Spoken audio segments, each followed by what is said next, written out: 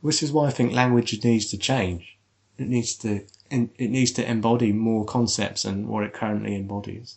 I mean, to me, things like poetry, song lyrics, just seem to strangely be able to bring this stuff to the fore more easily.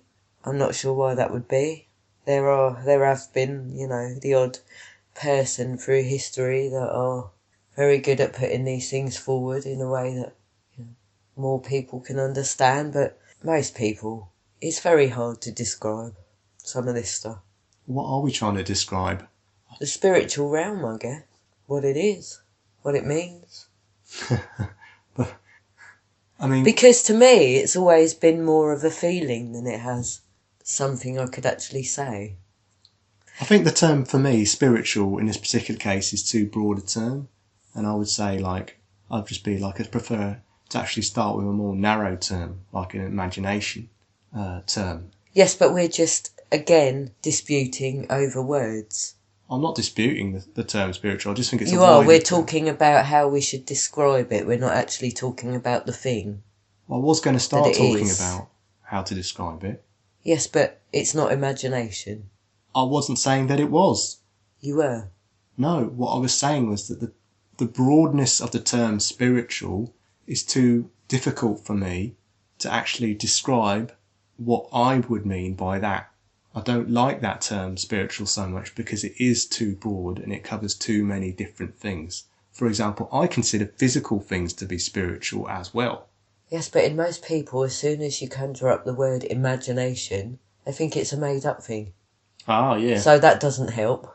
So I wouldn't use the term imagination to describe that side of things. That's why I think there's culturally perhaps you're right. Yeah, perhaps the term imagination gets put down too much and we don't value it enough, yeah? But to me, the term imagination is as real as things which are not imagination. But the nature of their reality is different, but they're equally real. So that's me. It might not be everyone, but that's me. No, but if you tried to explain that to most people, they wouldn't get it.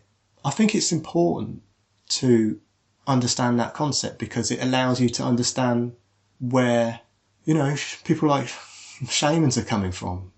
Why do people want to lucid dream? These types of things.